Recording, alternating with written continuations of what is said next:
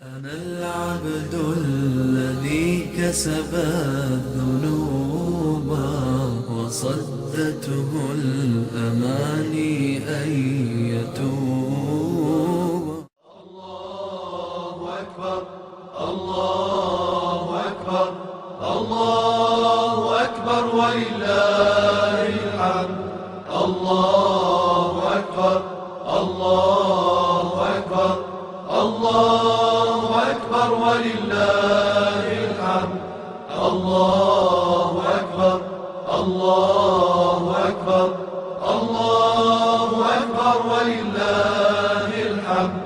الله أكبر كبيرا والحمد لله كثيرا وسبحان الله وبحمده بكرة وأصيلا. لا إله إلا الله وحده صدق وعده ونصر عبده وأعز جنده وهزم الأحزاب وحده. لا إله إلا الله ولا نعبد إلا إياه مخلصين له الدين ولو كره الكافرون. اللهم صل على سيدنا محمد وعلى آل محمد وعلى أصحاب محمد وعلى أنصار محمد وعلى أزواج محمد وعلى ذرية محمد وسلم تسليما كثيرا. رب اغفر لي ولوالدي رب ارحمهما كما ربياني صغيرا. الله أكبر الله أكبر الله أكبر ولله الحمد. الله أكبر الله أكبر الله أكبر ولله الحمد. الله أكبر الله أكبر الله أكبر ولله الحمد. الله أكبر كبيرا والحمد لله كثيرا وسبحان الله وبحمده بكرة وأصيلا. لا إله إلا الله وحده صدق وعده ونصر عبده وأعز جنده وهزم الأحزاب وحده. لا إله إلا الله الله فلا مضل له ومن يضلل فلا هادي له. أشهد أن لا إله إلا الله وحده لا شريك له وأشهد أن محمدا عبده ورسوله. إن الله كان عليكم رقيبا. يا أيها الذين آمنوا اتقوا الله وقولوا قولا سديدا يصلح لكم أعمالكم ويغفر لكم ذنوبكم ومن يطع الله ورسوله فقد فاز فوزا عظيما. Amma ba'du. Bapak-bapak, ibu-ibu, jamaah salat Idul Fitri tahun 1444 Hijriah. Sebelum kita melakukan salat Idul Fitri, ada beberapa pengumuman yang ingin kami sampaikan terkait dengan agenda salat kita pada hari ini, juga tersambung dengan rangkaian kegiatan bulan Ramadan kemarin. Bapak-bapak, ibu-ibu yang insya Allah dirahmati Allah Subhanahu wa Ta'ala, ada beberapa pengumuman yang ingin kami sampaikan. Yang pertama terkait dengan rangkaian kegiatan Ramadan. Alhamdulillah, kegiatan Ramadan di Masjid Nurul Iman berjalan sesuai dengan agenda yang kami rencanakan sejak awal, yaitu pelaksanaan kegiatan-kegiatan Ramadan seperti pelaksanaan sholat tarawih secara berjamaah yang alhamdulillah sampai dengan di akhir malam Ramadan, di malam 30, Allah masih bimbing hati-hati kita sehingga kita bisa sholat tarawih secara berjamaah dan konsisten. Artinya jamaah masih tetap memenuhi masjid bahkan sampai di serambi kiri kanan masjid. Tentunya ini kita syukuri, artinya ketaatan kita kepada Allah dari seluruh jemaah sudah meningkat, sudah semakin memahami betapa pentingnya betapa keutamaan bulan Ramadan. Untuk menerima zakat fitrah, kami menerima zakat dari total muzaki sebanyak 662 orang, kemudian berupa uang sebesar 20.916.000 rupiah, berupa beras sebanyak 492 kilogram. Kemudian zakat mal untuk zakat fitrah telah tersalurkan berupa uang sebesar 20.916.000 rupiah, sehingga saldo nihil atau nol. Kemudian untuk berupa beras 397 kilogram kita salurkan kepada jamaah sekitar masjid dan perorangan. Kemudian 50 kilogram kita salurkan kepada 5 yayasan. Berupa zakat mal telah masuk sebesar 10.341.000 rupiah, dan zakat mal ini juga langsung kita keluarkan kepada 8 asnaf yang berhak menerima dari zakat mal tersebut, dan masih tersisa dari zakat mal sebesar 1.857.000 rupiah. Kelupaan dan mungkin banyak yang tidak berkenan. Tentunya kita sebagai manusia banyak kesalahan, banyak kekurangan. Di waktu yang baik ini kami mohon maaf atas segala pelayanan kami kepada jamaah semua yang mungkin kurang berkenan di hati Bapak Ibu semua. Tapi insya Allah kami hanya berniat yang terbaik untuk Bapak Ibu semua, ya, sehingga Bapak Ibu semua beribadah di Masjidul Iman dengan nyaman, dengan khusyuk. Ya, itu saja yang kami ingin harapkan, dan mudah-mudahan Allah terima semua amal di bulan Ramadan kita kemarin ini. Demikian, wabillahi taufik wal hidayah. Assalamualaikum warahmatullahi wabarakatuh. Salat Id 2 rakaat Bapak Ibu sekalian. Di rakaat yang pertama setelah takbiratul ihram nanti ada namanya takbir tambahan 7 kali. Kemudian di rakaat kedua takbir tambahannya 5. Antara takbir nanti membaca yang mudah dari kita, dari zikir, bisa membaca subhanallah, bisa membaca alhamdulillah, Allahu akbar, atau boleh juga digabung subhanallah, alhamdulillah, wala ilaha illallah, wallahu akbar. Baik. Allahu akbar.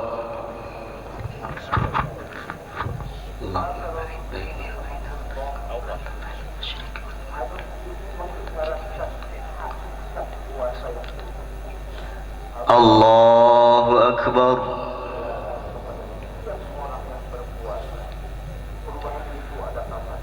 Allahu akbar.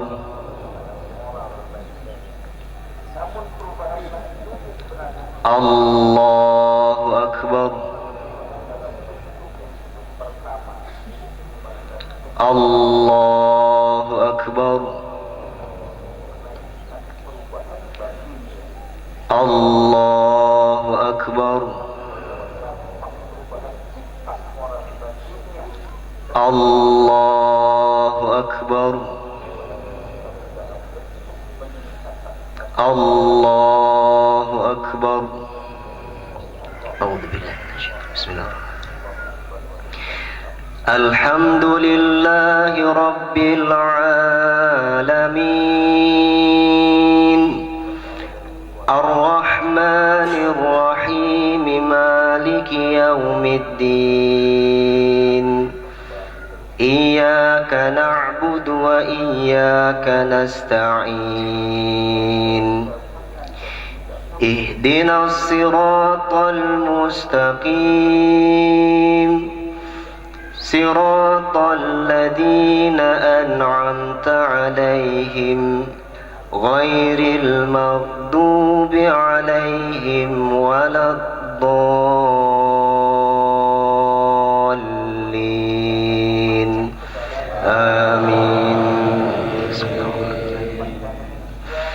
Sabbih isma rabbikal a'la الذي خلق فسوى والذي قدر فهدى والذي أخرج المرعى فجعله غثاء أحوى سنقرئك فلا تنسى إلا ما شاء الله إنه يعلم الجهر وما يخفى ونيسرك لليسرى فذكر إن نفعت الذكرى سيذكر من يخشى ويتجنبها الأشقى الذي يصلى النار الكبرى ثم لا يموت فيها ولا يحيا قد أفلح من تزكى وذكر اسم ربه فصلى بل تؤثرون الحياة الدنيا والآخرة خير وأبقى إن هذا لفي الصحف الأولى صحف إبراهيم وموسى الله أكبر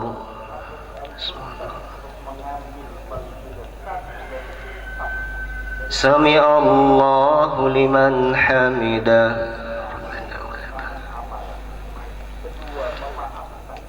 الله أكبر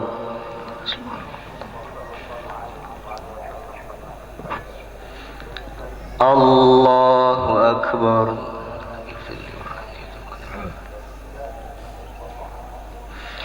الله أكبر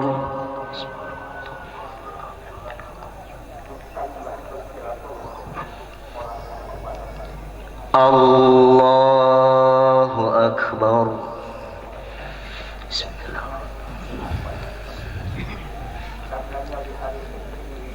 الله أكبر الله أكبر الله أكبر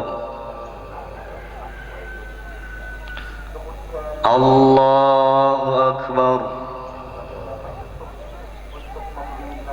الله أكبر بسم الله الرحمن الرحيم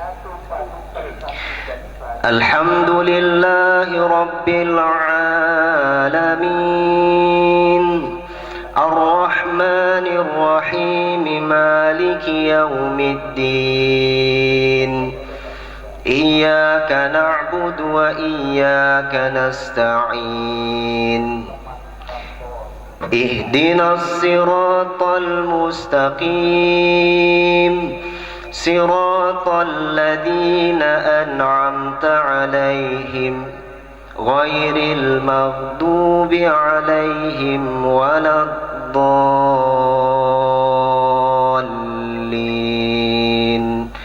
آمين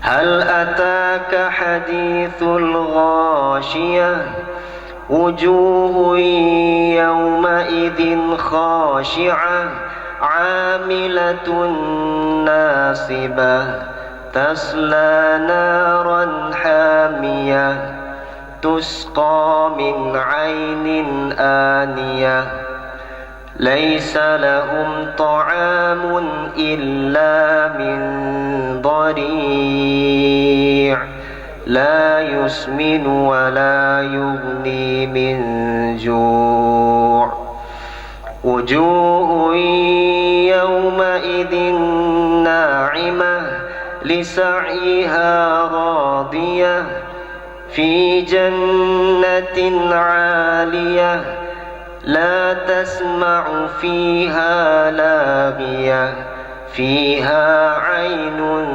جارية فيها سرر مرفوعة وأكواب موضوعة ونمارق مصفوفة وزرابي مبثوثة أفلا ينظرون إلى الإبل كيف خلقت وإلى السماء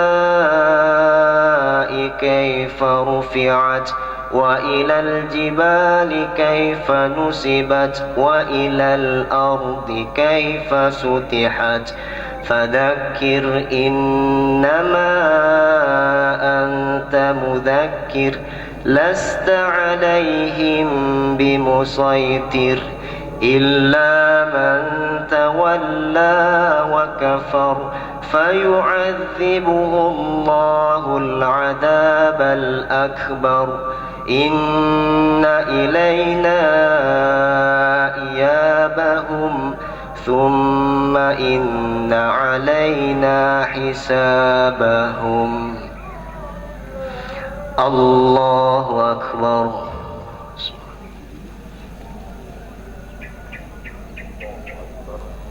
سمع الله لمن حمده.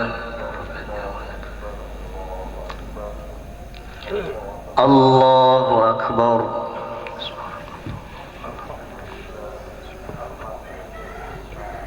الله أكبر.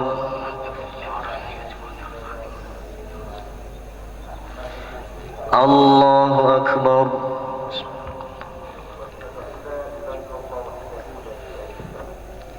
الله أكبر. السلام على النبي ورحمة الله. السلام عليكم.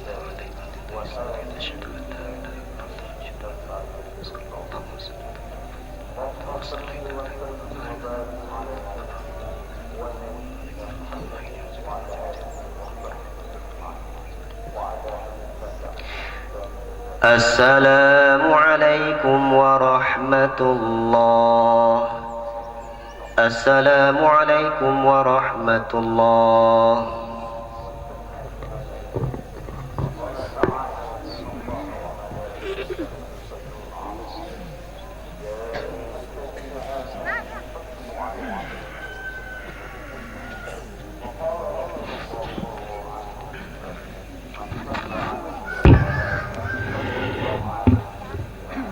Assalamualaikum warahmatullahi wabarakatuh. Allahu Akbar. Allahu Akbar. Allahu Akbar. Allahu Akbar. Allahu Akbar. Allahu Akbar. La ilaha illallah. Allahu Akbar. Walillahil hamd. Allahu Akbar. Kullama shalla musallin wa kabbar. Allahu Akbar. Kullama shama shaimun wa aftar. Allahu Akbar kabira. Walhamdulillahi kathira. Wa subhanallahi bukratan wa asila. Allahumma lakal hamdu kulluh. Wa lakal mulku kulluh. وبيدك الأمر كله وإليك يرجع الأمر كله علانيته وسره لا إله إلا أنت الملك الحق المبين وأشهد أن لا إله إلا الله وحده لا شريك له رب رحيم عفو كريم يغفر الذنوب ويستر العيوب يجيب الدعوات ويضاعف الحسنات وأشهد أن محمدا عبده ورسوله النبي الأمين والناصح المبين رحمة للعالمين وحجة على الخلق أجمعين صلى الله وسلم وبارك عليه وعلى آله وأصحابه والتابعين لهم بإحسان إلى يوم الدين. أما بعد فإن أصدق الحديث كتاب الله وخير الهدي هدي محمد صلى الله عليه وسلم وشر الأمور محدثاتها وكل محدثة بدعة وكل بدعة ضلالة وكل ضلالة في النار. الله أكبر الله أكبر الله أكبر لا إله إلا الله والله أكبر الله أكبر ولله الحمد. Jamaah kaum muslimin wal muslimat sidang id rahimakumullah. Di kesempatan yang baik ini, marilah kembali kita berwasiat dengan wasiat ketakwaan, mengerjakan perintah-perintah Allah Subhanahu wa taala dan meninggalkan semua larangannya. Allah Subhanahu wa taala berfirman menceritakan hal ini, wa hiya tajri bihim fi maujin kal jibal, dan bahtera itu berlayar membawa mereka dalam gelombang laksana gunung yang amat besar. Wa nada Nuhun ibnahu, kemudian Nuh memanggil anaknya, wa kana fi ma'zil, dan ternyata anaknya itu berada di tempat yang jauh terpencil. Ya bunayya, wahai anakku sayang, irkab ma'ana wa la takun ma'al kafirin. Ayo naiklah bersama kami, naiklah ke dalam bahtera bersama kami, janganlah kamu bersama orang-orang yang kafir. Kasih sayang yang sangat luar biasa dari seorang ayah kepada anaknya. Dan lihatlah bagaimana Nabi Ibrahim alaihi salam. Nabi Ibrahim ketika mengajak ayahnya untuk menyembah Allah Subhanahu wa taala agar mereka bisa berkumpul dalam kebahagiaan dunia dan akhirat, ayah Nabi Ibrahim alaihi salam menentang. Namun Nabi Ibrahim tetap ingin ayahnya selamat. Nabi Ibrahim mendoakan ayahnya. Allah berfirman menceritakan hal itu. Qala salamun alaika sa'astaghfiru laka rabbi innahu kana bi hafiyya. Berkata Ibrahim, Nabi Ibrahim mengatakan, semoga keselamatan dan dilimpahkan kepadamu wahai ayahku tercinta. Aku akan memintakan ampunan bagimu kepada Tuhanku, sesungguhnya Dia sangat baik kepadaku. Kalau itu hubungan antara seorang anak dan ayah, mari kita lihat bagaimana seorang ibu dan anaknya. Lihatlah bagaimana ibunda Nabi Musa alaihi salam ketika tidak memiliki pilihan selain menghanyutkan anaknya ke dalam sungai. Allah menggambarkan betapa kesedihan yang mendalam yang menimpanya. Allah berkata, wa asbaha fuadu ummi Musa farigha, dan menjadi kosonglah hati ibu Musa karena berpisah dengan anaknya. Jemaah kaum muslimin wal muslimat sidang id rahimakumullah. Tidakkah kita ingin bertemu dengan ayah kita? Kalau seandainya ayah kita hari ini telah meninggal dunia, masih ada kesempatan untuk bertemu dengan ayah di surga nanti. Kalau hari ini ibu kita sudah meninggal dunia, kita rindu, masih ada kesempatan untuk berjumpa dengan ibu nanti di surga. Tapi oleh karena itulah ma'asyiral muslimin, jika kita ingin bertemu dan berkumpul kembali dengan keluarga nanti di akhirat, tancapkanlah 3 hal ini di dalam keluarga kita. Keimanan, semuanya harus beriman, menjadi seorang muslim, kemudian meninggalkan semua bentuk kesyirikan. Lalu setiap masing-masing keluarga harus beramal saleh, menjadikan prioritas keluarga, mempelajari keimanan, mempelajari mana syirik untuk ditinggalkan, kemudian beramal saleh, saling mengingatkan dan menunjukkan jalan. Lihatlah bagaimana wasiat Nabi Ibrahim dan Nabi Yakub kepada anak-anak mereka. Di dalam surat Al-Baqarah, Allah Subhanahu wa taala berfirman, wa wassa biha Ibrahimu bani wa Yaqubu ya baniya inna Allah astafa lakumuddin fala tamutunna illa wa antum muslimun. Dan Ibrahim telah mewasiatkan ucapan itu kepada anak-anaknya. Demikian pula Yakub. Ibrahim berkata, wahai anak-anakku sayang, sesungguhnya Allah telah memilihkan agama ini untukmu, maka janganlah kamu mati kecuali dalam memeluk agama Islam. Dan kemudian Allah Subhanahu wa taala berfirman, am kuntum syuhada'a idh hadara Ya'qub al-maut idh qala li banihi ma ta'buduna min ba'di qalu na'budu ilahaka wa ilaha abaika Ibrahim wa Ismail wa Ishaq ilahan wahida wa nahnu lahu muslimun. Dan tidakkah kamu hadir ketika Yakub kedatangan mautnya, berada di ambang kematiannya, ketika dia berkata kepada anak-anaknya, wahai anak-anakku, apa yang akan kalian sembah nanti sepeninggalanku? Seorang ayah yang memikirkan tentang agama anaknya, bukan memikirkan bagaimana kehidupan dunia anaknya di mana tinggalnya, makan apa, tidak. Namun seorang ayah yang memikirkan, menyembah apa kamu nanti setelah aku mati. Maka anak-anaknya berkata, wahai ayah, kami akan menyembah Tuhanmu dan Tuhan kakek-kakekmu Ibrahim, Ismail dan Ishak, Tuhan yang satu, dan kami berserah diri kepadanya.